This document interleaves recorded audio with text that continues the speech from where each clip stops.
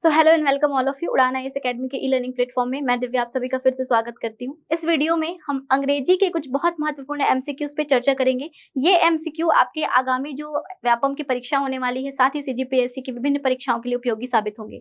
आज की इस वीडियो में हम पार्ट्स ऑफ स्पीच और साथ ही वॉइस से संबंधित कुछ एमसीक्यूज को ज्यादा बेहतर तरीके से डील करेंगे ताकि आपको आने वाले एग्जाम्स में इसका पूरा फायदा मिल सके।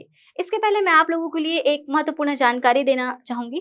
राज्य स्तरीय सीजीपीएससी प्रीलिम का टेस्ट सीरीज हमारे यहाँ शुरू किया जा रहा है। हमेशा की तरह यह टेस्ट सीरीज इस बार शुरू हो रहा है, जिसका डेट है 2 जुलाई से 31 जनवरी 2024 तक।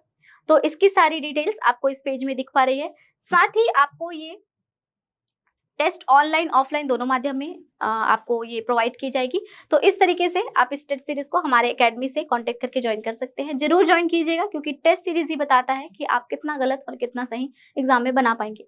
तो देखते हैं आज का वीडियो, हम शुरू करते हैं सीधे।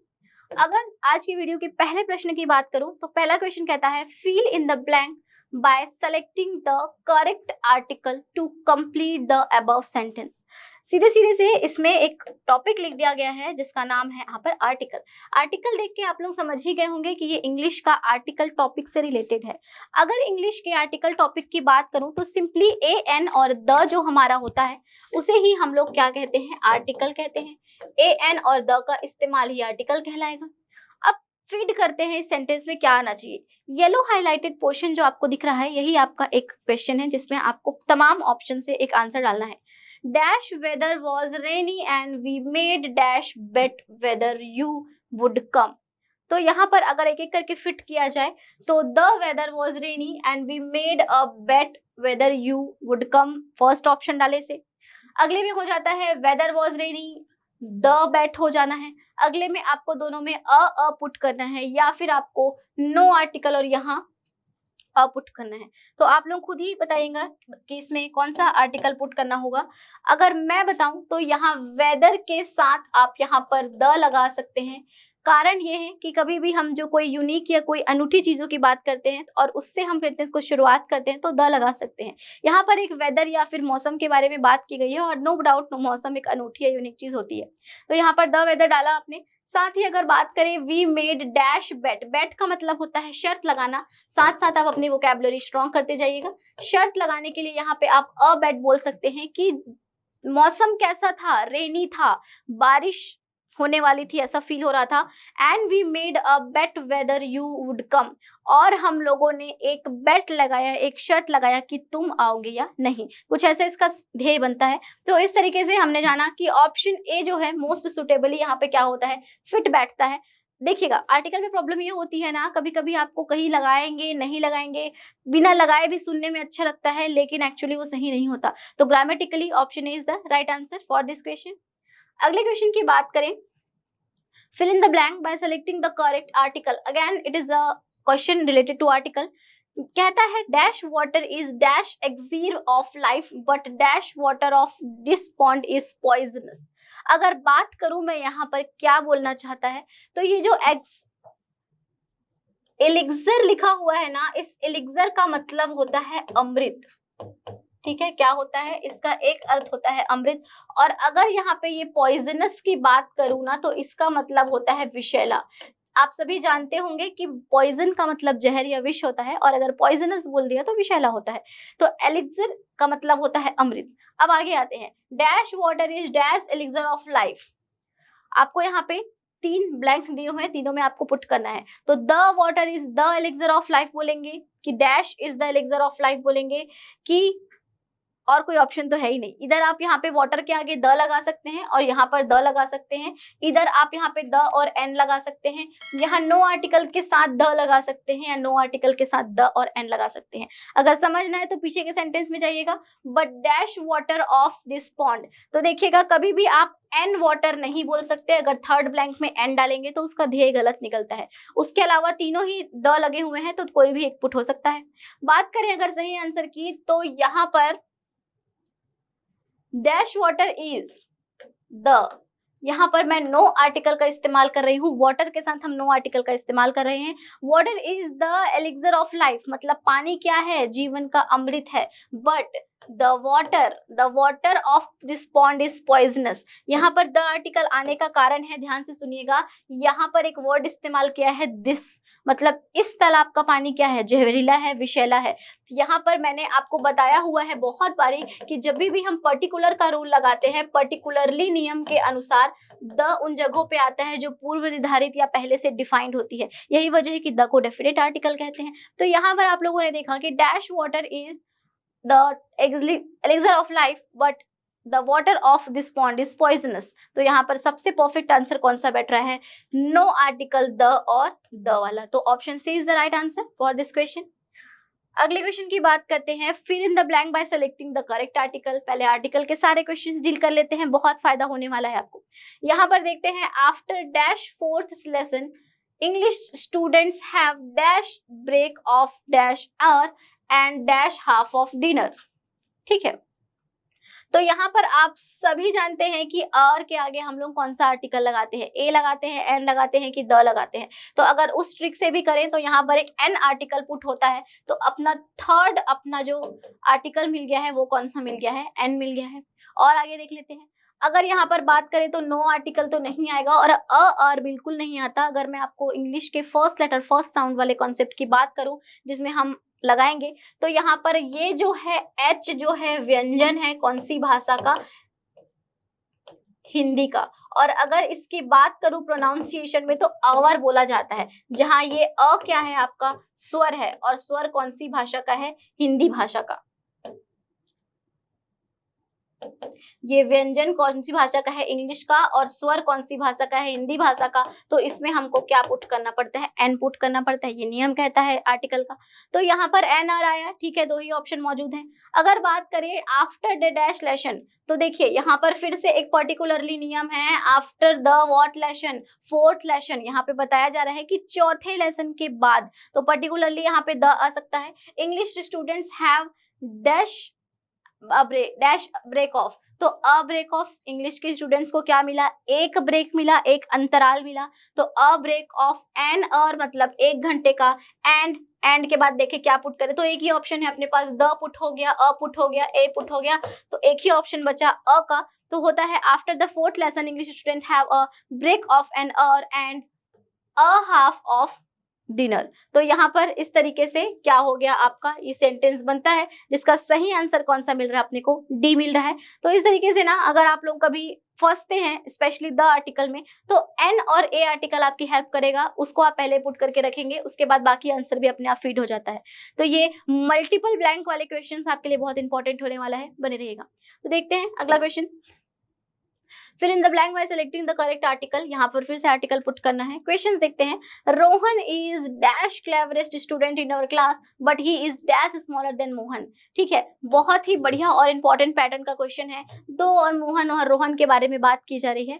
एक्चुअली अगर मैं आपको बताऊं कि द आर्टिकल का इस्तेमाल जब मैंने बताया होगा, उस समय आपको जब भी कोई सुपरलेटिव डिग्री, क्या कह रही हूं मैं, सुपरलेटिव डिग्री, जो टॉपिक होता है डिग्री ऑफ कंपैरिजन का, उसमें आपने इसको पढ़ा होगा सुपरलेटिव डिग्री। अगर क्लेवरेस्ट की बात करूं तो क्लेवर, क्लेवरर और क्लेवरेस्ट होता है। तो यहाँ पर क्लेवरेस्ट लिखा है, सुपरलेटिव डिग्री है, उसके पहले हमको क्या लगाना पड़ता है, द लगाना पड़ता है। जैसे कि अपने को क्या लगाना पड़ता है, mount Everest is the highest mountain of the Himalaya, बिल्कुल इस तरीके से बोलते हैं आप, हाईएस्ट के पहले द बोलते हैं। वैसे ही Rohan is what the cleverest student in our class, यहाँ तक कंप्लीट होता है। बट परंतु he is dash than Mohan, लेकिन वो क्या है बोल रहा है, स्मॉलर है। और ये स्मॉलर को देख के ही आपको समझना है कि कौन से डिग्री में लिखा है, कंपैरेटिव डिग्री में। कैसे समझ आया, क्योंकि यहाँ पे स्मॉल नहीं लिखा है, स्मॉलर लिखा है। स्मॉल, स्मॉलर, स्मॉलेस्ट, तीन इसके कंपैरिजन ऑफ डिग्री है। तो यहाँ पे क्या हो रहा है, स्मॉलर बोल रहा है। स्मॉलर कब बोला जाएगा, जाएगा जब यहाँ पे कंपैरिजन हो रहा है। साथ ही एक कीवर्ड आपको पीछे क्या दिख रहा है, देन दिख रहा है। कई बारी मैंने बोला देन देख के समझ जाते हैं कि कंपैरेटिव डिग्री है, और कंपैरेटिव डिग्री के पहले कोई भी आर्टिकल नहीं आता है। इसका मतलब कि यहाँ पर आंसर होता है आपका द और नो आर्टिकल। तो देख लीजिए कौन सा है, ये लास्ट वाला दिखता है, द और नो आर्टिकल। एक बार क्वेश्चन फिर से पढ़ते हैं। Rohan is the cleverest student in our class but he is smaller than what, Mohan. तो यहाँ पे बोलना चाहता है रोहन जो है कक्षा का सबसे चतुर लड़का है, लेकिन वह क्या है, मोहन से छोटा है। यहाँ पर स्मॉलर की बात की जा रही होगी, या तो हाइट में की जा रही होगी, या तो उम्र में की जा रही होगी, जैसे भी की जा रही हो। उम्मीद है ये हाइट में ही करे, अगर उम्र में करता तो यंगर वर्ड लगाते हैं, ये भी थोड़ा सा ध्यान रखिएगा। तो यहाँ पर सही आंसर अपने को मिल गया है। देखते हैं अगला क्वेश्चन।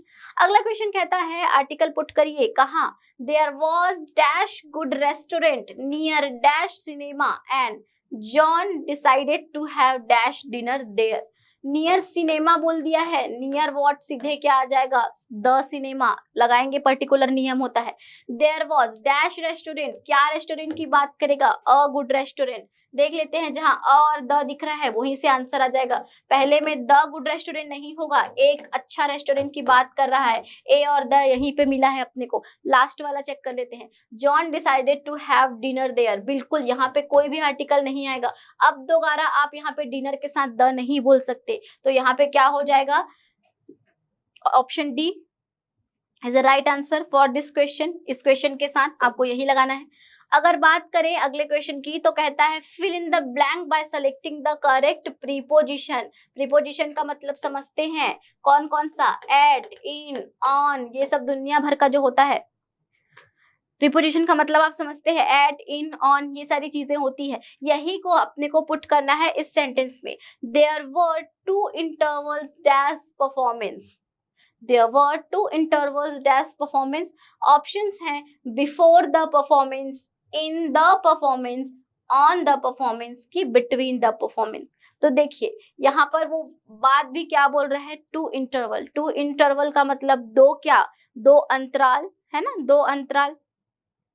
तो यहाँ पर जैसे वही परफॉर्मेंस या मूवी के बीच में जो इंटरवल आता है ना, कुछ उस तरीके से समझिएगा। अगर बात करें कि परफॉर्मेंस के बीच में कितने इंटरवल है, दो इंटरवल है। सबसे पहली बात, बिफोर द परफॉर्मेंस, परफॉर्मेंस के पहले ही कोई इंटरवल दे देगा क्या, नहीं देगा, ये पहले होता है इसका मतलब, और ये नहीं होगा। इन द परफॉर्मेंस, परफॉर्मेंस में दो इंटरवल है, गलत है ऑप्शन। परफॉर्मेंस पर दो इंटरवल है, ये भी गलत है। एक ही सही सही बैठ रहा है जो है बिटवीन। अगर बात करूं, इसको पढ़ूं ठीक से, तो कहता है there were two intervals between the performance, मतलब परफॉर्मेंस के बीच में। सुनना मेरी बात को ध्यान से, परफॉर्मेंस के बीच में मतलब जो परफॉर्मेंस चल रही है ना, उसके दौरान आपको क्या मिलेगा, एक और दूसरा, दो इंटरवल क्या मिलेगा, मिलेगा किसके बीच में, परफॉर्मेंस के बीच में। तो परफॉर्मेंस के बीच के लिए हमने बिटवीन लगाया है, तो सही आंसर कौन सा हुआ, बिटवीन। अगला क्वेश्चन देखते हैं। क्वेश्चन कहता होगा complete the sentence by using the correct preposition. Please put the cup dash before you pour the coffee. Pour का मतलब क्या होता है, डालना या फिर गिराना।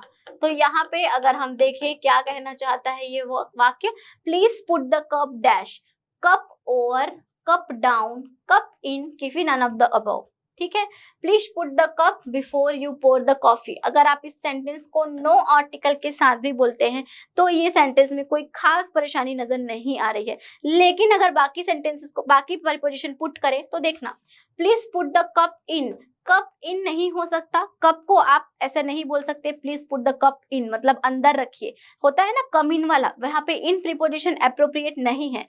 कप ओवर भी नहीं बोल सकते, कप को ऊपर नहीं रखा जाएगा। अगर आप मग से कॉफी डालेंगे इसके ऊपर तो ऊपर लाने नहीं बोलेंगे कप को, आप क्या बोलेंगे, कप को नीचे रख लो जब तक मैं कॉफी डाल रहा हूँ। दैट्स वाई यहाँ पे कौन सा आंसर आना चाहिए, डाउन। तो यहाँ पे सही आंसर होता है please put the cup down before you pour the coffee, मतलब कि कॉफी को, कप को क्या कर लीजिए, नीचे रख लीजिए इसके पहले कि आप क्या करें, कॉफी उसमें डालें। तो सही आंसर होता है आपका ऑप्शन बी। अगला क्वेश्चन कहते हैं fill in the blank by selecting the correct preposition. एक प्रीपोजिशन आपको लगाना है। This jug is full dash milk. ये जग कैसा दिख रहा है, full of what, full of milk. तो यहाँ पर आपको क्या लगाना है, of milk, about milk, by milk की विथ मिल्क। अबाउट और बाय तो आपने शायद एक नजर में एलिमिनेट कर लिया होगा। अगर विथ की बात करूं तो विथ का इस्तेमाल यहाँ पर नहीं, यहाँ इस्तेमाल किसका होगा, ऑफ का, कि जग किससे भरा है, दूध से भरा हुआ है। तो यहाँ पे दूध के साथ भरा हुआ है, इससे ज्यादा होता है दूध से भरा हुआ है, इसके लिए हम यहाँ पे ऑफ प्रीपोजिशन का इस्तेमाल करेंगे, that is the most appropriate. तो यहाँ पे हमारा आंसर होता है ऑप्शन ए। क्वेश्चन अगला कहता है फिर in the blank by selecting the correct preposition. Karan, Karan apologised dash her brother's poor behaviour.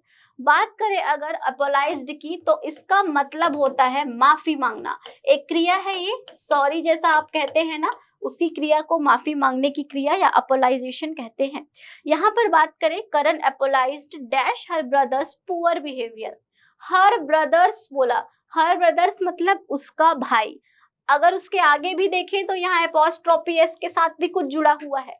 Her brother's poor behaviour, अपने भाई के गलत व्यवहार, समझ रहे हैं। तो करण ने माफी मांगी, लेकिन किसके लिए, अपने भाई के गलत व्यवहार के लिए। तो यहाँ पर देखते हैं इंग्लिश में क्या लगना चाहिए preposition. Karan apologised dash for her brother's, in her brother's, of her brother's की एट हर ब्रदर्स। तो ऑब्वियस सी बात है, हिंदी में जो हम कहते हैं ना कि करण ने अपने भाई के गलत व्यवहार के लिए, मैंने क्या बोला, के लिए माफी मांगी, उसी हिसाब से यहाँ पे फॉर के लिए क्या, के लिए कौन सा अपन प्रीपोजिशन इस्तेमाल कर सकते हैं, फॉर। तो इसका सही आंसर होगा ऑप्शन ए, फॉर। बाकी प्रीपोजिशन पुट करके देखिएगा, आपको ध्येय डिफरेंट मिलेगा, अलग मिलेगा। तो करण जो है यहाँ पर उसने माफी मांगी है किसके लिए, अपने भाई के गलत आचरण के लिए माफी मांगी है। तो ये होता है इसका सही आंसर। अगले क्वेश्चन की बात करते हैं, चेंज द वॉइस। थोड़ा सा यहाँ पर टॉपिक चेंज हुआ है अपना।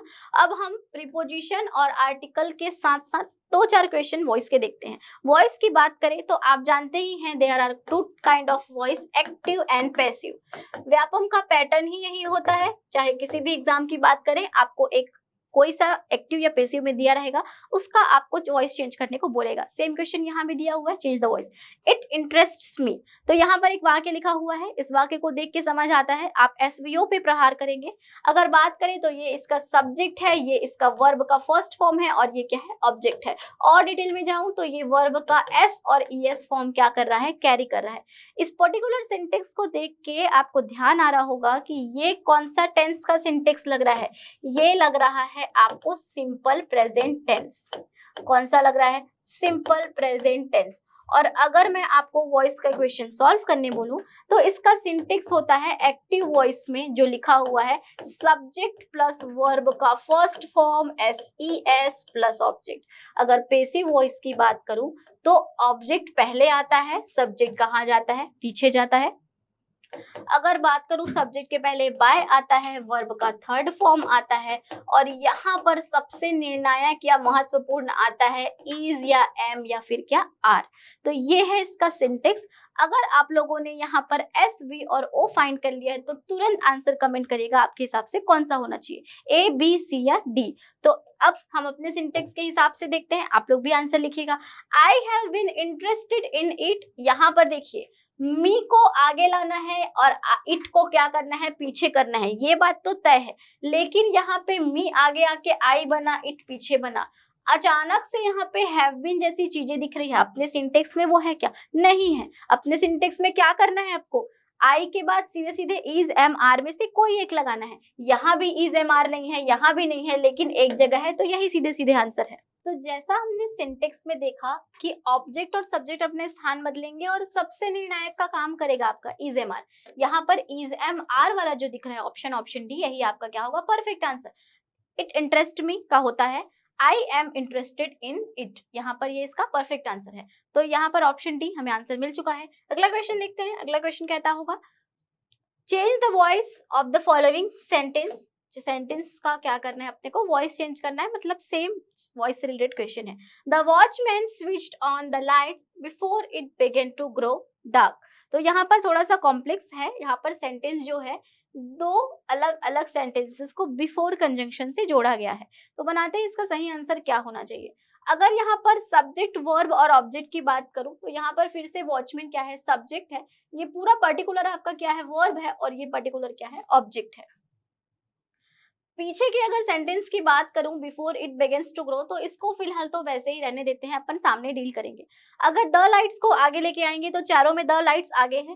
डैश यहाँ पर अगर पर्टिकुलर सिंटेक्स की बात करूं तो एक्टिव वॉइस में यहाँ पर वर्ब का सेकेंड फॉर्म आपको दिख रहा है। एक्टिव वॉइस में सब्जेक्ट प्लस वर्ब का सेकेंड फॉर्म प्लस ऑब्जेक्ट, ये होता है आपका पास्ट इंडेफिनिट का सिंटेक्स। अगर इसके पैसिव वॉइस की बात करूं तो ऑब्जेक्ट प्लस क्या हो जाना चाहिए, वॉज या वर, प्लस वर्ब का थर्ड फॉर्म, प्लस क्या होता है, बाय, और प्लस क्या होता है, सब्जेक्ट। तो देख लीजिए जहां वॉज और वर्ब का थर्ड फॉर्म रहा वही आपका आंसर होगा। वर ओनली स्विच्ड ऑन, तो यहाँ पर ये ओनली वर्ड जबरदस्ती लगा है, गलत है ये। आर बिंग, ये भी गलत है। अगर वर की बात करें तो यहाँ वर जरूर लगा है लेकिन यहाँ बिंग लगा है। देखिए मैंने सिंटेक्स में आपको ऐसा कुछ भी नहीं बताया है। अगर बात करें the lights were switched on by the watchman, ये पूरा आंसर यहाँ तक क्या है आपका सही है, लेकिन पीछे का भी चेक कर लेते हैं। Before it began to go, before it began to grow dark, एकदम सही आंसर है ये। ऑप्शन डी क्या है, परफेक्ट बेटर है। जब ऐसे कंपाउंड आपको सेंटेंस आएंगे ना तो बिल्कुल इसी अप्रोच में सॉल्व करिएगा। आपको केवल और केवल मेन वर्ब और मेन सब्जेक्ट मेन ऑब्जेक्ट देखना है, उसका टेंस पता करना है, टेंस के हिसाब से ऐसे सिंटेक्स लगाना है और आंसर आपको मिल जाएगा। तो ऑप्शन डी क्या है, इसका सही आंसर है। अगले क्वेश्चन की बात करते हैं। कहता है question, change the voice of the following sentence. They say that the earth is round, मतलब हिंदी में बोला जाए तो वे कहते हैं कि क्या है, अर्थ क्या है, पृथ्वी क्या है, राउंड है, गोल है। ठीक है, यहाँ पर हमको एक अर्थ दिख रहा है, गोल है। अगर बात करूं ना इस वाक्य की तो द अर्थ इज राउंड, इतने में ना कुछ समझ आएगा आपको कि ये एक क्या है, सार्वकालिक सत्य है, यूनिवर्सल ट्रुथ समझते हैं ना, वही वाला बात है ये एक फैक्ट है जो बदला नहीं जा सकता। अर्थ इज राउंड मीन्स राउंड। तो यहाँ पर आपको ऐसे वाक्यों का बनाने के वक्त जो यूनिवर्सल ट्रुथ वाला साइंस वाक्य होता है, यूनिवर्सल ट्रुथ वाला हिस्सा होता है, उसको एज इट इज रखना पड़ेगा। For example the earth is round, ये ठीक लग रहा है। The earth is round said by them, ये देखा जाएगा, सिंटेक्स में गड़बड़ लग रही है मुझे। The earth is round, ये भी सही लग रहा है। और the earth was round, सुनिएगा जो मैं बताना चाहती हूँ। यहाँ पर देखो अचानक से क्या कर दिया है, was round। मैंने बोला जो भी यूनिवर्सल ट्रुथ रहेगा उसके टेंस में परिवर्तन होगा क्या, टेंस में चेंजेस होंगे क्या, चेंजेस नहीं होंगे। तो मैंने बोला जब भी आपको यूनिवर्सल ट्रूथ दिखेगा तो आप उसमें क्या करेंगे, वॉइस चेंज नहीं करेंगे। तो द अर्थ इज राउंड, ठीक है। अगर इसके पहले बात करें तो द, ये वाला सिंटेक्स के कारण गलत हो रहा है, ठीक है, ये वाला सिंटेक्स के कारण गलत निकल रहा है। That the earth is round said bye them, ये गलत है आपका। अगर बात करें अगले दो वाक्यों की जिसमें हमको डील करना है, ये दोनों तो वैसे ही गलत निकल गए हैं। द अर्थ वाज राउंड बोल देगा, इसका मतलब पृथ्वी क्या था, गोल था नहीं बोल सकते, वो तो अभी भी गोल है। तो दोनों वाक्य गलत है। दो में डील करते हैं। इट इज सेड दैट लिखा है दे सेड दैट का, और एक में लिखा है it has been said that. तो यहाँ पर देखिए दे सेड दैट, फिर से वही हो रहा है, सब्जेक्ट प्लस वर्ब का फर्स्ट फॉर्म प्लस ऑब्जेक्ट। और अगर इसको बदला जाए तो किसमें होता है, ऑब्जेक्ट प्लस इज एम, और क्या होता था, आर, प्लस वर्ब का थर्ड फॉर्म प्लस क्या होता था, बाय, और फर्क क्या होता था, सब्जेक्ट। इस हिसाब से अगर आपको सिंटेक्स के वाइज एकदम परफेक्टली जमा दिखेगा तो ऑप्शन सी ही दिखेगा। कुछ भी नहीं है यहाँ पे, लेकिन ये पूरा जो वाक्य है उसी को इट ले लिया गया है, कुछ भी गलत नहीं है। इट इज सेड दैट, से का थर्ड फॉर्म सेड होता है, और दैट तो लगेगा ही क्योंकि वही क्या है, दोनों वाक्यों को जोड़ने का काम कर रहा है। तो they say that the earth is round का पैसिव वॉइस बोलता है it is said that the earth is round. तो ये बात बिल्कुल ध्यान रखिएगा, यूनिवर्सल ट्रुथ में कभी भी टेंस नहीं बदलेगा, आमूल चूल परिवर्तन आपको शुरू वाले सेंटेंस में दिखेंगे जैसा कि मैंने बताया। तो यहाँ पर कंप्लीट होता है अपना ये वाक्य। अगला क्वेश्चन कहता है She gifted me a bouquet of flower, bouquet नहीं बोलेंगे उसको, बुके कहा जाता है। अगर यहाँ पर फोटो देख पा रहे हैं तो आपको मालूम है कि इसी को क्या कहा जाता है, बुके कहा जाता है, हम सभी लोगों ने देखा है। क्वेश्चन यहाँ पर पूछता है here bouquet is an example of, जैसे कि मैंने बोला था इस पर्टिकुलर वीडियो में हम पूरे पार्ट्स ऑफ स्पीच से डील करेंगे। पार्ट्स ऑफ स्पीच का ये प्रश्न है कि ये बुके वर्ड किसको डिफाइन कर रहा है, abstract noun, proper noun, common noun की कलेक्टिव नाउन, आप सभी जानते हैं। तो यहाँ पर आपको ऑप्शन में क्या दिख रहा है, आपको 4 नाउन के नाम दे दिया है और बोलता है बुके वर्ड कौन से नाउन में आता है। तो बुके वर्ड कोई प्रॉपर नाउन है क्या? किसी पर्टिकुलर चीज को प्रॉपर नाम के रूप में बुके बोला जाता है क्या? नहीं। किसी भी फूल के या फूल और पत्तियों के गुच्छे को, समूह को हम बुके कह देते थे। अगर मैंने वर्ड बोला समूह या गुच्छा, और गुच्छा किस चीज का? फूलों का, तो अगर गुच्छा या समूह बोल दिया मतलब वो कौन सा नाउन हो जाता है? कलेक्टिव नाउन हो जाता है। प्रॉपर, कॉमन और एब्स्ट्रैक्ट नहीं होगा। ये ऑप्शन डी कलेक्टिव नाउन का एक क्या है? वर्ड है। बात करते हैं अगले क्वेश्चन की। Fear is the example of. Very good question is this. यहाँ पर बोलता है फियर। फियर की बात करें तो आप सभी को पता है इसका मतलब होता है डर। तो अगर डर की बात करें वो किसका एग्जाम्पल है? An abstract noun, a proper noun, a common noun या फिर अ कलेक्टिव नाउन। तो क्या लग रहा है आप लोगों को किसका एग्जाम्पल होना चाहिए? तो ये होता है एक भाव। क्या होता है? भाव होता है। एक फीलिंग होती है। आप सभी जानते हैं डर कोई वस्तु नहीं है, कोई चीज नहीं है जिसको देख सके, ये एक फीलिंग है। अगर फीलिंग की बात करें तो ये भी एक बात है कि ये अनकाउंटेबल होता है। आप नहीं बोलते हैं मुझे आज 3 डर लग रहा है, 4 डर लग रहा है। आप कह सकते हैं ज्यादा लग रहा है, कम डर लग रहा है। मतलब आप मात्रा बताते हैं, परिमाण बताते हैं, आप उसका क्वांटिटी बताते हैं। आप उसको क्वांटिटी नहीं बता सकते, आप उसका सिर्फ मात्रा बता सकते हैं कि कितना ज्यादा या कम, अधिक, कम, ऐसा मोरलेस। तो यहाँ पर भाव है और साथ ही अनकाउंटेबल है, तो निश्चित रूप से वो एक क्या होगा? एब्स्ट्रैक्ट नाउन होगा, जिसको हिंदी में कहा जाता है भाववाचक संज्ञा। यहाँ पर प्रॉपर नाउन, कॉमन नाउन और कलेक्टिव नाउन तीनों ये नहीं होगा। ये होगा option A, an abstract noun. तो यहाँ पे खत्म होता है ये सवाल। अगला सवाल कहता है Sudeep is playing with his brother. Sudeep क्या कर रहा है? अपने भाई के साथ खेल रहा है। हिंदी में प्रेजेंट कंटिन्यूअस का ये वाक्य है। बात करते हैं क्वेश्चन कहता क्या है? ये Sudeep is an example of. ये सुदीप जो नाम है किसी का, वो क्या है? Abstract noun, proper noun, common noun की कलेक्टिव नाउन। तो सभी को पता है कि जहां पे कोई निश्चित नाम किसका, प्रॉपर वस्तु का, प्रॉपर व्यक्ति का, प्रॉपर स्थान का, प्रॉपर चीज का नाम आ जाए तो उसको हम क्या कहते हैं? प्रॉपर नाम कहते हैं। सुदीप बोल दिया प्रॉपर नाउन है, अगर लिख देता वहीं पे बॉय करके तो क्या हो जाता? कॉमन नाउन हो जाता। ठीक है ना? तो इस तरीके से आपने जाना कि सुदीप एक व्यक्ति का नाम प्रतीत हो रहा है, इसका मतलब वो एक क्या है? आपका प्रॉपर नाउन है। अगला क्वेश्चन कहता है which noun below is a material noun. Material noun के बारे में बोल रहा है, देखते हैं कौन सा होना चाहिए। काइंडनेस, हैप्पीनेस, सोरोफुलनेस या none of the above. Material noun, material noun को आप हिंदी में क्या कहते हैं? इधर आप इसको द्रव्यवाचक संज्ञा कहते हैं या फिर आप इसको पदार्थवाचक कहते हैं। मतलब कि आपको इसमें द्रव्य और पदार्थ का क्या मिलेगा? कोई गुण देखने को मिलेगा। काइंडनेस क्या होता है? दयालु। दयालु वर्ड से बना है। काइंड मतलब दयालु, काइंडनेस मतलब दयालुता। हैप्पी मतलब खुश, हैप्पीनेस मतलब खुशी। सोरो मतलब दुख या पीड़ा, सोरोफुलनेस मतलब दुखी। तो ये तीनों ही आपको कैसे प्रतीत हो रहे हैं? एक भाव के जैसे, फीलिंग के जैसे। अभी अभी मैंने बताया था जो भाव होते हैं उसी को अंग्रेजी का कौन सा नाउन कहते हैं? एब्स्ट्रैक्ट नाउन कहते हैं। दो it is also an uncountable noun, ये भी काउंट नहीं किया जा सकता, लेकिन ये मटेरियल नाउन तो बिल्कुल नहीं है। मटेरियल नाउन में कैसी चीजें होंगी? जो भौतिक रूप से मटेरियल पदार्थ या द्रव्य हो। तो यहाँ पे आपको ऑप्शन डी पुट करना है, नन ऑफ द अबव, की तीनों में से कोई भी मटेरियल नाउन का उदाहरण नहीं है। ठीक है, तो ये क्वेश्चन कुछ इस तरीके से डील हुआ। अगला क्वेश्चन कहता है find out which part of a sentence has an error. अगर किसी पार्ट में गलती है तो एरर बताइए, और अगर गलती नहीं है तो कहता है ऑप्शन डी मतलब नो एरर को आंसर टिक करिए। तो आप खुद ही बताइए आपको कहाँ गलती नजर आ रही है। I am reading the question now. The company has ordered some new equipments, no error। तो यहाँ पे सेंटेंस खत्म होता है। The company has ordered some new equipments।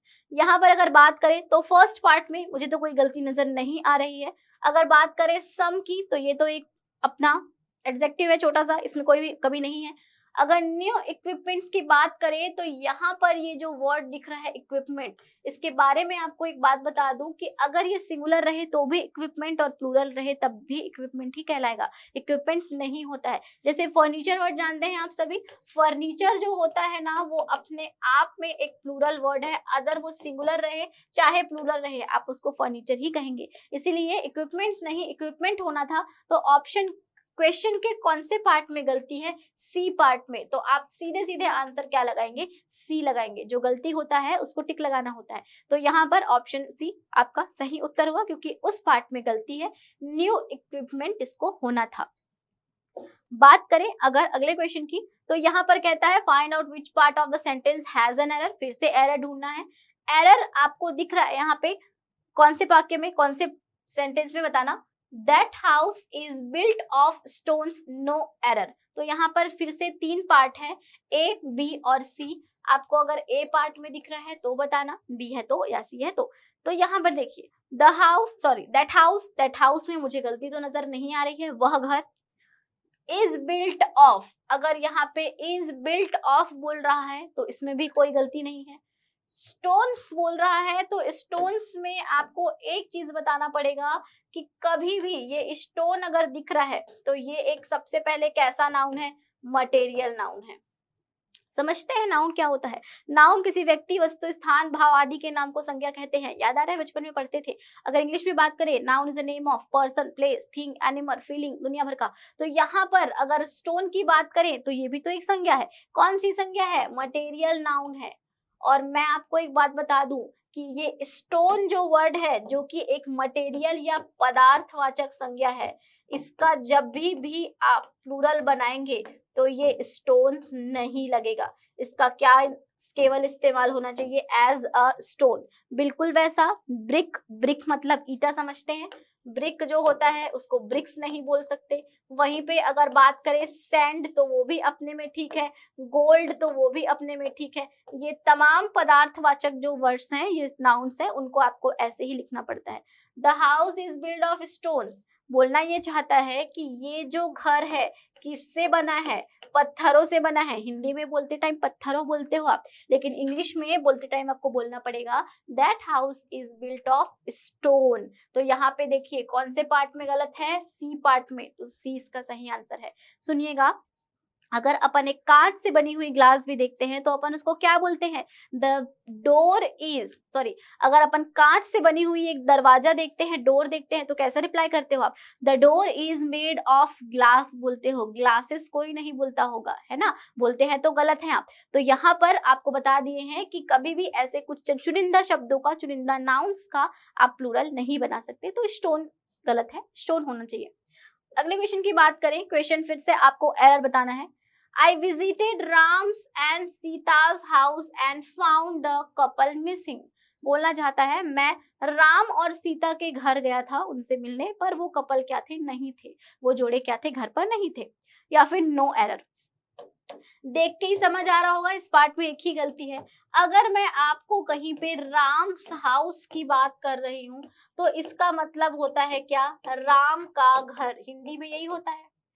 यहाँ पर ये जो एपोस्ट्रोफी एस लगा है ना, ये बहुत मजेदार चीज है। इस एपोस्ट्रोफी एस को अपन ऑफ से भी क्या करते हैं, रिप्लेस करते हैं। कुछ अलग, कुछ भी बहुत बड़ा कॉन्सेप्ट नहीं है ये केवल वे ऑफ राइटिंग या वे ऑफ टॉकिंग है। अगर इसको मैं ऑफ से रिप्लेस करना चाहूँ ना, अगर मैं बोलूँ कि नहीं मुझे एपोस्ट्रोफी एस नहीं लगाना है, मैं तो ऑफ लगाऊंगी, तब आप इसको पता है क्या बोलोगे, आप हाउस को आगे लाओगे, राम को पीछे ले जाओगे और बोलना पड़ेगा क्या, house of Ram.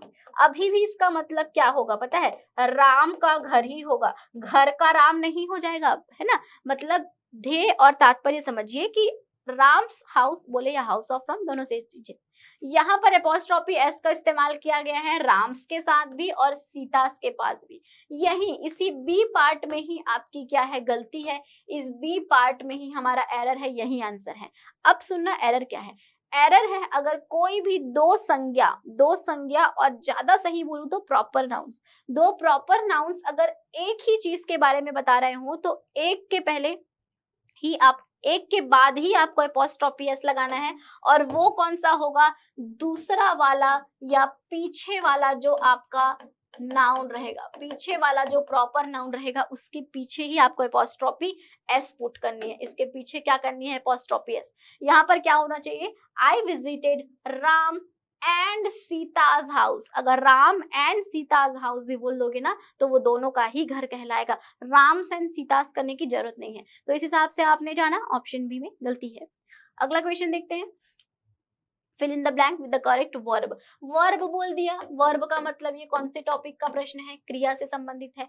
He dash to me every month, he dash to me every month, ये एवरी मंथ ही आपको बता रहा है कि ये कौन सा टेंस होना चाहिए, सिंपल प्रेजेंट टेंस। अगर मैंने आपको बताया है, कई बार बताया है मैंने कि सिंपल प्रेजेंट टेंस का कीवर्ड होता है every month, every week, every year, साथ ही और क्या टुडे, है ना, ये सब जो होता है कीवर्ड। एवरी मंथ मतलब हिंदी में बोला जाए तो प्रत्येक माह।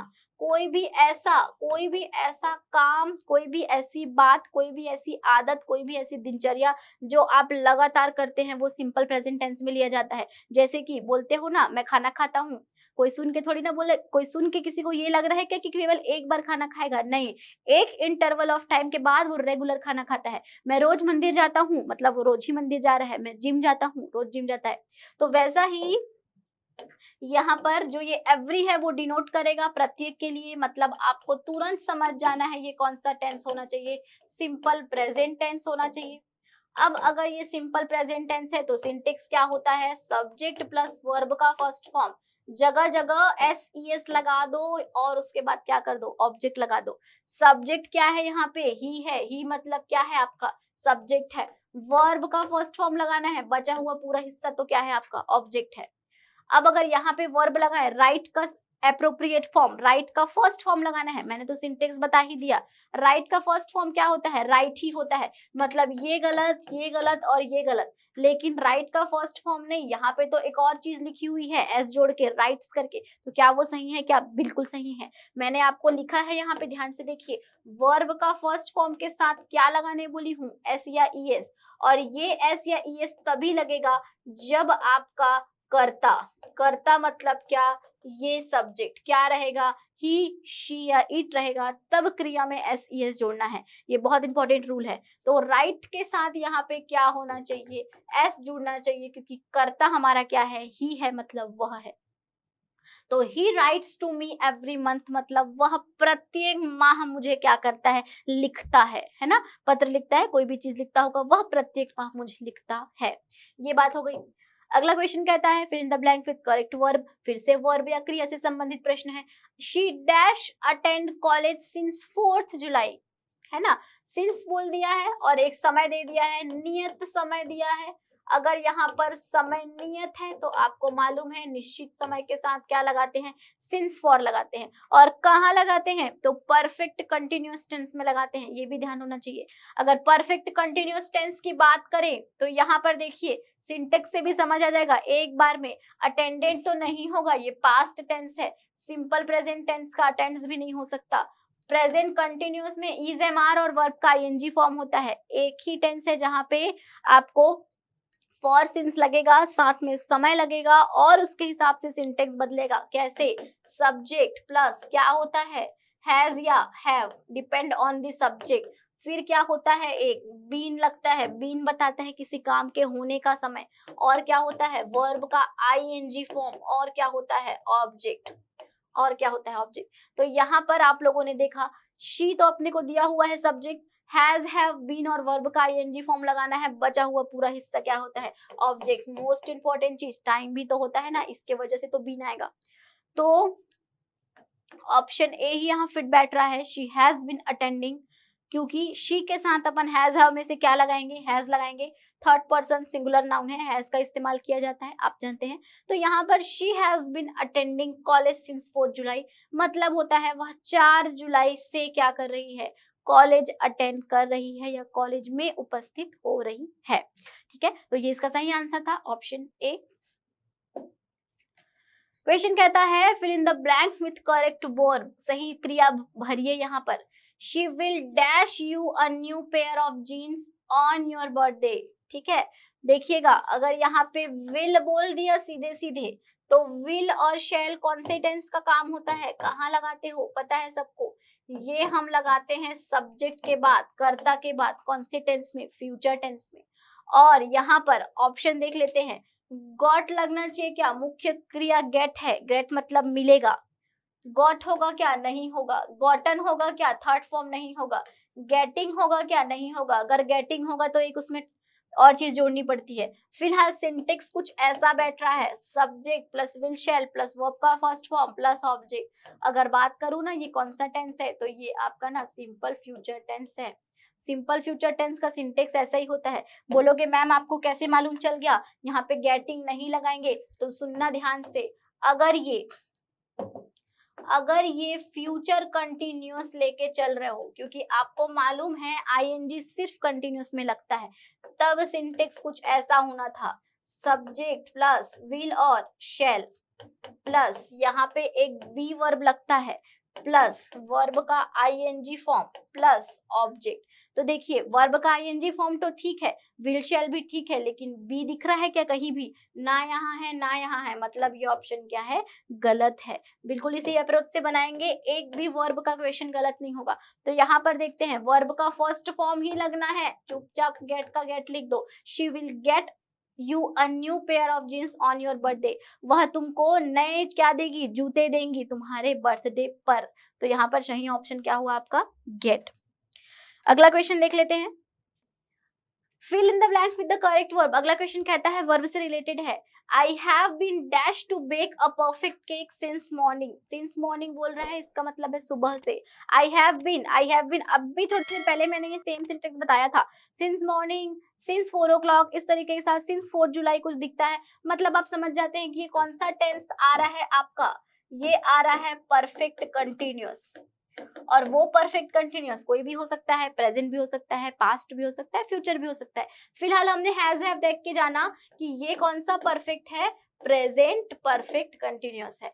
इसका मतलब वर्ब का यहाँ कौन सा फॉर्म लगना चाहिए, आईएनजी फॉर्म।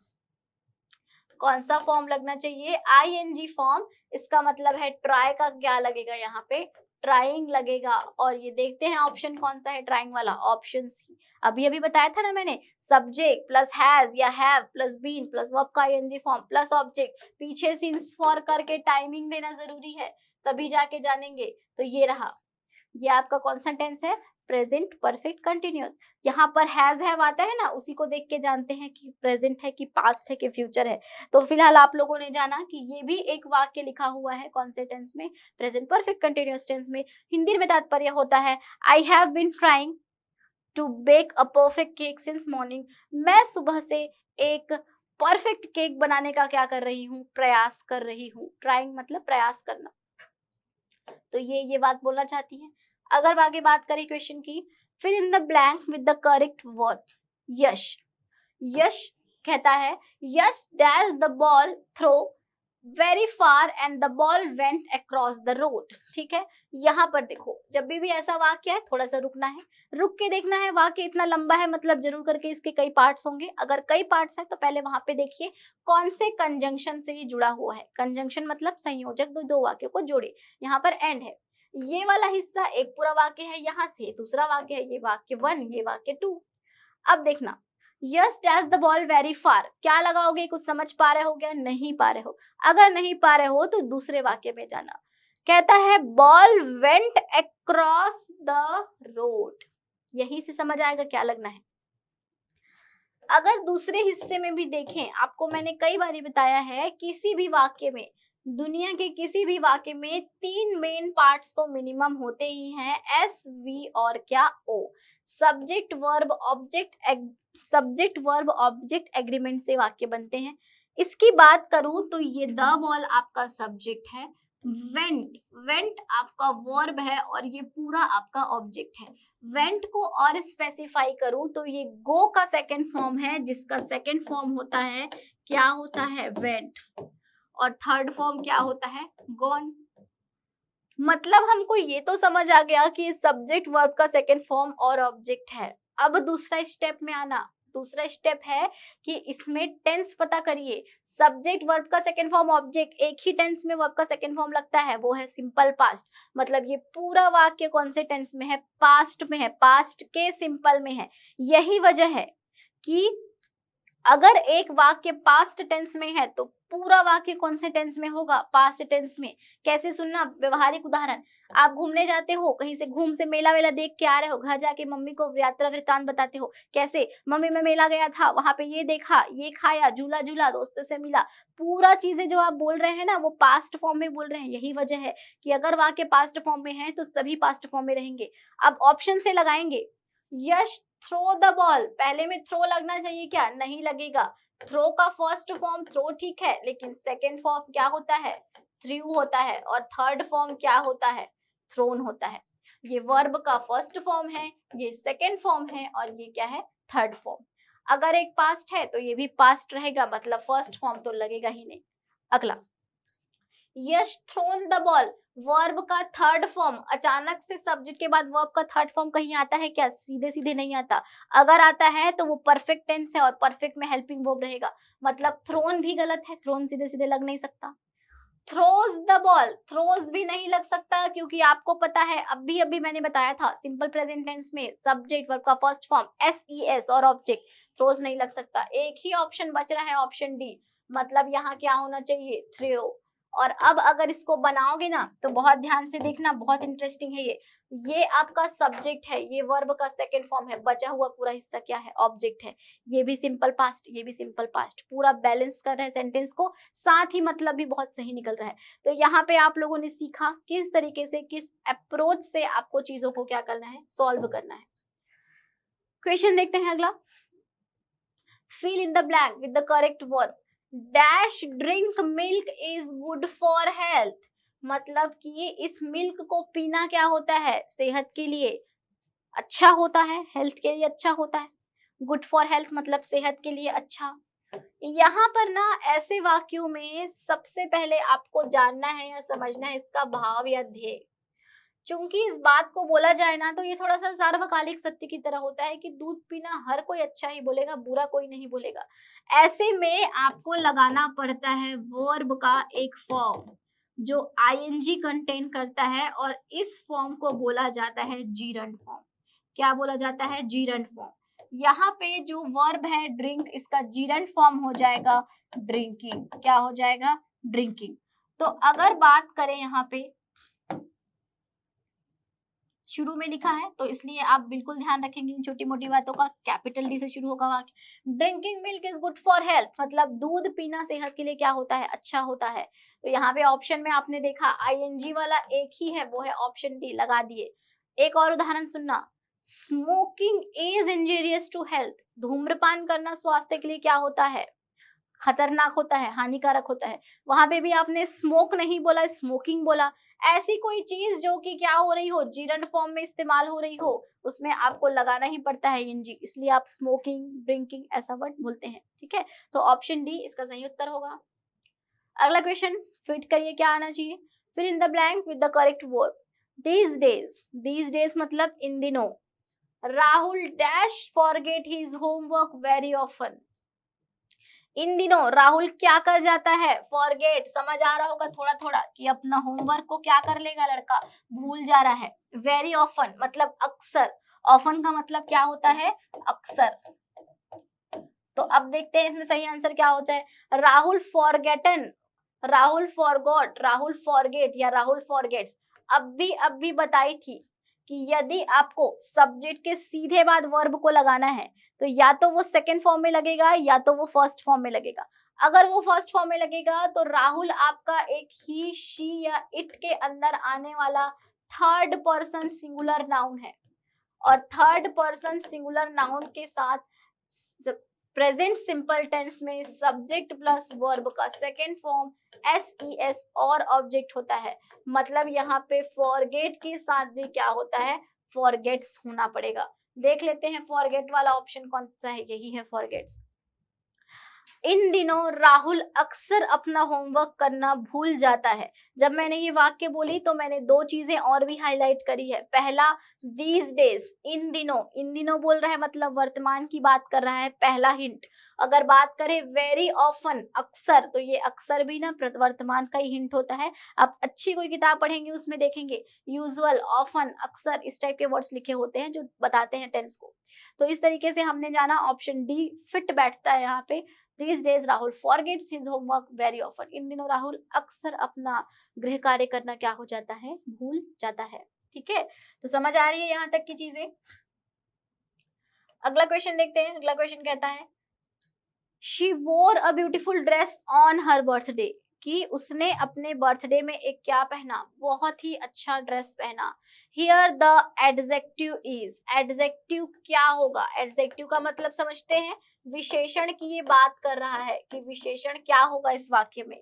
तो आप सभी को पता है कि नाउन और प्रोनाउन के बाद तीसरा जो पार्ट्स ऑफ स्पीच होता है वो एडजेक्टिव या विशेषण होता है। विशेषण की अगर मैं बात करूं तो विशेषण जो होता है संज्ञा और सर्वनाम की विशेषता बताने वाला कारक होता है। द वर्ड दैट डिफाइंस और add something, add some qualities into the noun and the pronoun. तो यहाँ पर एडजेक्टिव मतलब जो संज्ञा और सर्वनाम की विशेषता बताए। शी वोर a beautiful dress on her birthday, यहाँ पर ये ड्रेस नाउन है और यहाँ पर शी भी क्या है, एक प्रोनाउन है। अगर बात करें नाउन की तो केवल एक नाउन है ड्रेस, और ड्रेस के पहले उसकी शोभा बढ़ाने वाला कारक कौन सा है, ब्यूटीफुल। तो सभी में अगर ब्यूटीफुल अगर आप देख पा रहे हैं, शी, बर्थडे, ड्रेस, केवल ब्यूटीफुल एक ऐसा वर्ड है जो कि बताता है यहाँ का एडजेक्टिव। जैसे कि राम इज अ बॉय, ये एक कॉमन वर्ड है, कॉमन सेंटेंस है, राम एक लड़का है। बात करोगे ना अगर राम इज अ, देखना ध्यान से, गुड बॉय, तो यहाँ पे ये जो गुड वर्ड है ये अच्छा वर्ड है, यही क्या बता रहा है, विशेषता बढ़ा रहा है, और किसकी बढ़ा रहा है, बॉय की। तो यहाँ पे ये गुड क्या है, आपका एडजेक्टिव है। कुछ ऐसा आपने जाना कि एडजेक्टिव होता क्या है। तो आपने जाना कि जब भी कोई भी संज्ञा या सर्वनाम की विशेषता बढ़ाने वाला कारक रहेगा उसको आप क्या कहेंगे, एडजेक्टिव कहेंगे। यहाँ पर एडजेक्टिव ब्यूटीफुल है। एक और भी चीज ध्यान रखने वाली बात है कि एडजेक्टिव हमेशा नाउन या प्रोनाउन के जस्ट पहले लगा रहेगा, जैसे कि और अगले एग्जांपल्स में हम देखेंगे। अगला एग्जांपल क्या कहता है, there was a dust covered suitcase in his room. ठीक है, तो सबसे पहली बात यहाँ पे नाउन ढूंढिएगा। एक नाउन तो यहाँ पे सूटकेस दिख रहा है। सूटकेस एक प्रॉपर नाउन है, इसमें आप जरूर करके वस्त्र, अपने कपड़े ही रखते हैं। तो इस प्रॉपर नाउन के आगे कोई लगने वाला वर्ड ही एडजेक्टिव होगा। यहाँ मुझे एक ही दिख रहा है, डस्ट कवर्ड। डस्ट कवर्ड आपको लग रहा होगा कि मैम ये कैसा एक एडजेक्टिव है। इसका मतलब है धूल से भरा हुआ, धूल में लिपटा हुआ। देखिएगा, there was a dust covered suitcase in his room, उसके कमरे में एक क्या है, धूल से भरा हुआ, धूल से सना हुआ क्या है, सूटकेस रखा है। इस हिसाब से आपने जाना कि ऑप्शन ए आपका एडजेक्टिव है। सूटकेस तो नाउन है ना, नाउन थोड़ी लगाओगे, एडजेक्टिव पूछा है। रूम भी कोई एडजेक्टिव नहीं है, रूम भी एक क्या है, नाउन है, और नन ऑफ द अबव भी नहीं होगा। तो इस हिसाब से आपने जाना option A is the perfect answer for this question. अगला क्वेश्चन क्या है, अगला क्वेश्चन कहता है the coach shouted in a loud voice. ठीक है, कोच ने क्या किया, तेज आवाज में क्या किया, चिल्लाया, है ना। द एडजेक्टिव इज, तो एडजेक्टिव बताइए यहाँ पे, द कोच होगा, लाउड होगा, वॉइस होगा, कि नन ऑफ द अबव होगा। 2 से 3 प्रश्न बना लिया है हमने, इसमें आपको आसानी से पता चल जाना चाहिए। अगर बात करें वॉइस की तो ये एक संज्ञा है, और इसके पहले लिखा हुआ ये लाउड क्या है, आपका विशेषता है उस आवाज की। जैसे हिंदी में भी समझ सकते हैं, द कोच शाउटेड, शाउटेड मतलब वर्ब का सेकेंड फॉर्म, पास्ट टेंस में लिखा है। The coach shouted in a loud voice, coach तेज आवाज में चिल्लाया। यहाँ पे आवाज की विशेषता क्या बता रहा है, तेज वर्ड, और उस तेज वर्ड को किससे लिखा गया है, लाउड से। तो ऑप्शन बी सही आंसर है। एडजेक्टिव ढूंढने का तरीका है कि आप प्रश्न करिए, प्रश्न किस पे करिए, संज्ञा पे करिए। कोच ने कैसी आवाज में चिल्लाया, कैसे, क्या, कितना, ऐसे सवाल करना पड़ता है। तो कोच ने कैसी आवाज में चिल्लाया, कोच ने तेज आवाज में चिल्लाया। तो ऑप्शन बी ही इसका क्या होगा, सही आंसर होगा। अगला क्वेश्चन आ गया, फिर से शर्ट पकड़ के आ गई है। दिस शर्ट इज माइन, क्या कहता है, this shirt is mine. Here the underline word is an example of. ये जो अंडरलाइन वर्ड है ना माइन करके, ये क्या है बोलता है, 4 ऑप्शन दिया है उसने, subject pronoun, reflexive pronoun, object pronoun या प्रोसेसिव प्रोनाउन। बताइएगा क्या होगा।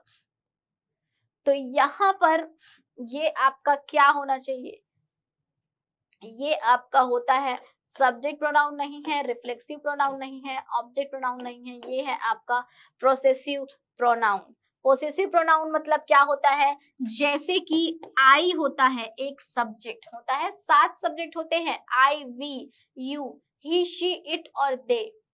आई आपका सब्जेक्ट है, अगर इसका ऊपर एस लिख दे रहे हैं,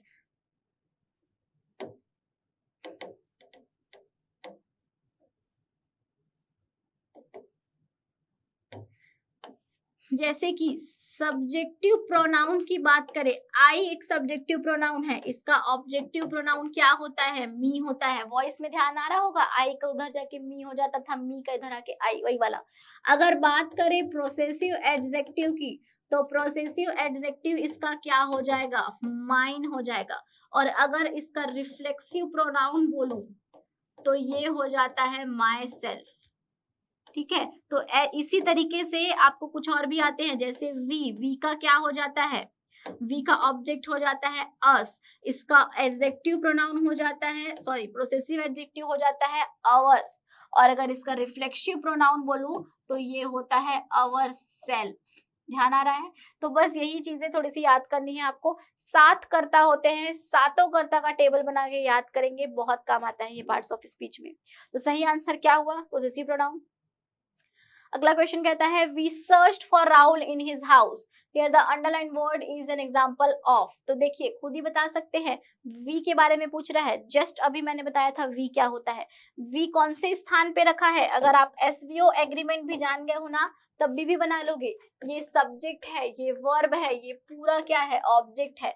मतलब ये प्रोनाउन है, किसके जगह पे स्थान हो इस्तेमाल हो रहा है, एक समूह के जगह पे। हम लोग जब सब लोग एक साथ काम करेंगे तो हम बोलते हैं ना, हम क्या है, एक प्रोनाउन है। तो प्रोनाउन तो चलो ये है, लेकिन कौन से स्थान पे रखा है, सब्जेक्ट के स्थान पे। ये कौन सा प्रोनाउन होगा, सब्जेक्टिव प्रोनाउन। तो रिफ्लेक्सिव प्रोनाउन नहीं होगा, ऑब्जेक्ट भी नहीं, प्रोसेसिव भी नहीं, तीनों क्या होता है मैंने आपको अभी अभी बताया था। तो वी एक क्या होता है, subjective pronoun. Fill in the blank with the correct pronoun. अब आया है आपका क्वेश्चन प्रोनाउन से संबंधित। प्रोनाउन की बात करें तो सर्वनाम इसका हिंदी में अर्थ होता है संज्ञा। आप सभी जानते हैं किसी व्यक्ति वस्तु स्थान भाव आदि के नाम को संज्ञा कहते हैं। बात करें अगर सर्वनाम की तो सभी को इतना तो पता ही है कि संज्ञा के स्थान पे आने वाले शब्द को सर्वनाम कहते हैं। सर्वनाम कहने का मतलब the word which replaces the noun, जो नाउन को क्या करता है, रिप्लेस करता है। तो चलिए देखते हैं एक बार। I introduced dash to the minister, यहाँ पे पुट करना है appropriate pronoun. Ourself, myself, mine या इट सेल्फ। अभी मैंने आप लोगों को बताया था आई का प्रोनाउन रिफ्लेक्सिव प्रोनाउन क्या हो रहा था, माई सेल्फ हो रहा था। ध्यान आ रहा है, जैसे आई हो गया, वी हो गया, फिर यू हो गया, और क्या क्या होता है, ही होता है, शी होता है, इट होता है, और एक क्या होता है, दे होता है। ध्यान से देखना, आई का रिफ्लेक्सिव प्रोनाउन, इस प्रोनाउन का प्रकार कौन सा कहलाता है, रिफ्लेक्सिव प्रोनाउन। रिफ्लेक्सिव प्रोनाउन का नाम बताओ आई के, क्या हो गया, my self.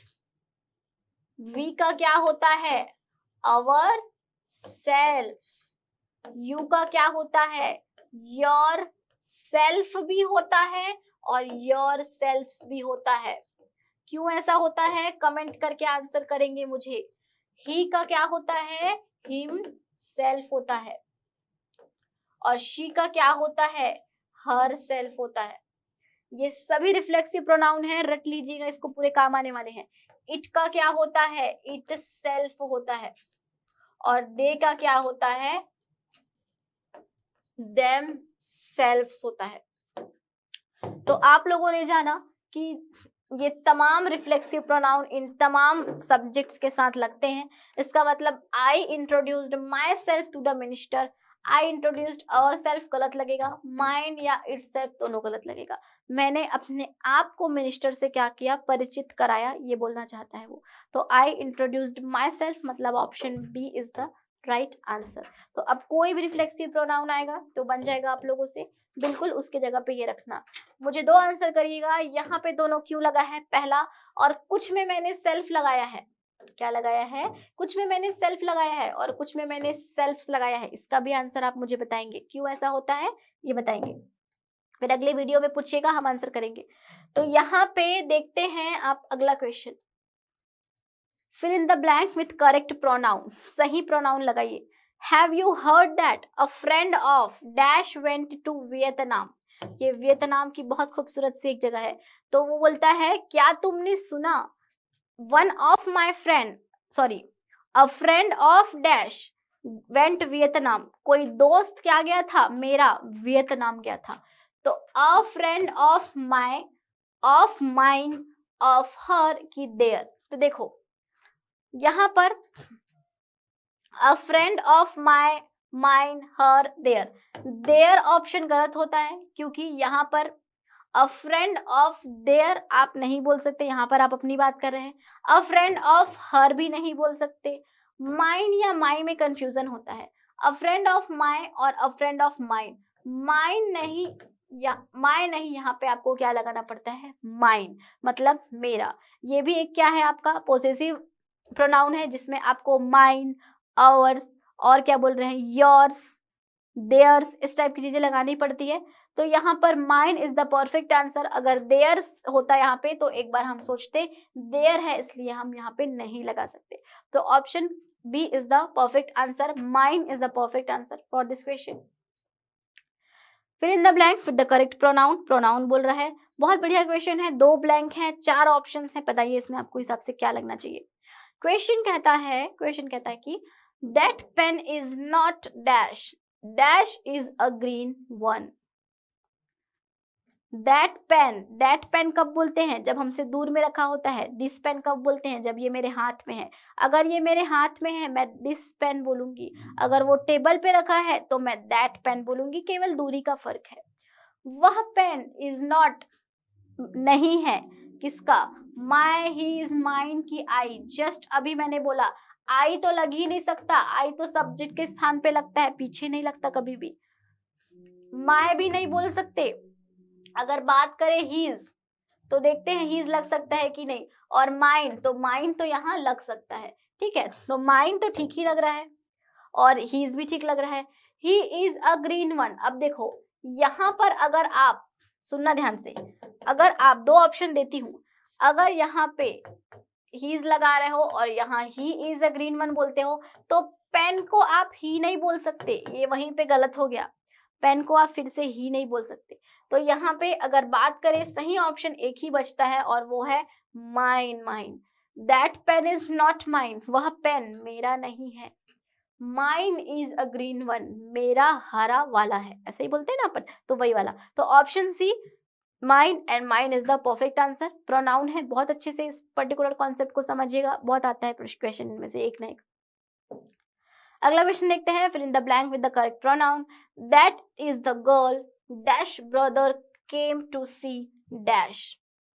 That is the girl, यह वह लड़की है। That brother, whose brother, which brother या हुम ब्रदर। हुम तो आप क्वेश्चन मार्क के लिए लगाएंगे, अगर हुज या विच में बात करूं तो विच का इस्तेमाल जनरली आप वस्तु के संदर्भ में लगाते हैं, कभी कभी आप सदस्य या व्यक्ति के लिए भी लगाते हैं, तब कंडीशन कोई और होता है। अगर बात करें हुज की तो हुज आप कॉन्फिडेंटली लगा सकते हैं यहाँ उसके भाई के लिए। मैं सॉरी, सीता और उसका, Sita this is the girl, मतलब अगर मान लो सीता की बात की जा रही है तो this that is the girl, Sita वही लड़की है।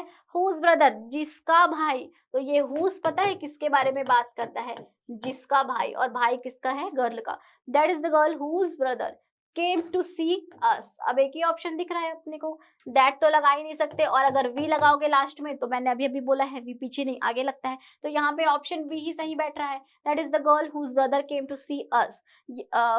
यह वही लड़की है जिसका भाई केम टू, मतलब वर्ब का सेकेंड फॉर्म है, पास्ट है, हमको क्या करना था, देखने आया था। लास्ट में आप अस लगा सकते हैं। वी का सब्जेक्टिव फॉर्म क्या होता है, वी, लेकिन ऑब्जेक्ट के केस में इसको क्या लगाना पड़ता है, अस। खुद देख लो, आप लगा है अस करके, है ना। तो ये कॉन्सेप्ट है। तो यहाँ तक के आप लोगों को आया, प्रोनाउन तक के आपने बनाया। डैश, अगला क्वेश्चन कहता है dash has any question I will be please to answer them. तो जब हम पूरा क्वेश्चन वगैरह कर लेते हैं, पूरा समझा लेते हैं, तो यही क्वेश्चन करते हैं क्लास में हम कि इफ समवन, एनीवन, नन या एनीवन, तो none has any question I will be answer. अगर किसी के पास क्वेश्चन नहीं तो आंसर कैसे करेंगे, तो नन तो लगेगा नहीं। समवन या एनीवन क्या बोलना चाहिए, देखो समवन लगता है कोई एक जो कि अपने को डिफाइंड हो, और एनीवन जो डिफाइंड ना हो। अपन जनरली जब बात करते हैं ना तो एनीवन करते हैं कि किसी को अगर डाउट है तो पूछो, ऐसा नहीं ना, वही वाला एनीवन। ये गलत हो गया। अगर एनीवन लगा रहे हैं तो दो एनीवन है भाई, कौन सा लगेगा, if anyone has any question की नन क्वेश्चन, तो नन क्वेश्चन तो बोल ही नहीं सकते, एनी क्वेश्चन बोलते हैं अपन। क्या पूछते हैं टीचर्स हम, अगर किसी को कोई क्वेश्चन आ रहा है तो पूछिए, ऐसा ही बोलते हैं ना, इसलिए यहाँ पे ऑप्शन बी लगेगा, एनीवन एंड एनी। तो option B is the correct answer. Sentence आपका बनेगा if anyone has any question it will be pleased to answer, I will be pleased to answer them. ठीक है, ये प्रश्न बनता है। अगला क्वेश्चन क्या कहता है, fill in the blank with the correct pronoun. I have a cat dash is very nice and friendly। ठीक है, I have a cat, मान लीजिए मैं इसी बात को बोलती हूँ I have a pen, मतलब मेरे पास एक क्या है, पेन है। बिल्कुल वैसा I have a cat मतलब मेरे पास क्या है, एक बिल्ली है। Dash is very nice and friendly, यहाँ फिर से उसी बिल्ली की बात की जा रही है कि वो क्या है, बहुत अच्छी है, और क्या है, बहुत दोस्ताना है, उसका फ्रेंडली है। यो इज कि दे इज कि इट इज कि इट्स इज, पहली बात दे तो लगेगा नहीं, दे प्लूरल होता है, यहाँ एक बिल्ली की बात की जा रही है। बिल्ली के लिए तुम नहीं लगाएंगे क्योंकि बिल्ली की विशेषता बताई जा रही है। अगर बात करूं इट, तो इट इज वेरी नाइस कि इट्स इज वेरी नाइस, मैंने अभी बताया है सब्जेक्ट के स्थान पे इट लगता है, लेकिन अगर आप सब्जेक्ट के स्थान के अलावा कहीं लगा रहे हैं तो आप इट्स नहीं इट्स लगा सकते हैं। इस हिसाब से यहाँ पे ऑप्शन सी इट ही लगेगा। I have a cat it is very nice and friendly, मतलब मेरे पास एक बिल्ली है जो क्या है, बहुत अच्छी और क्या है, फ्रेंडली है। ठीक है, तो इस हिसाब से ये क्वेश्चन हमने डील किया, ये क्वेश्चन यहाँ तक डील होता है। तो इसी क्वेश्चन के साथ आज का ये सीरीज हम समाप्त करते हैं। हम लोगों ने पार्ट्स ऑफ स्पीच के noun, pronoun, adjective, preposition, article के खूब सारे क्वेश्चंस आज इस वीडियो में डील किया है हम लोगों ने। उम्मीद है आप सभी को इससे बहुत ज्यादा सहायता मिली होगी। अगर आपको अच्छा लगा होगा तो आप और भी ऐसे वीडियोज हमारे देख सकते हैं, हमारे चैनल पे बने रहिएगा, पढ़ते रहिएगा। तब तक के लिए थैंक यू सो मच।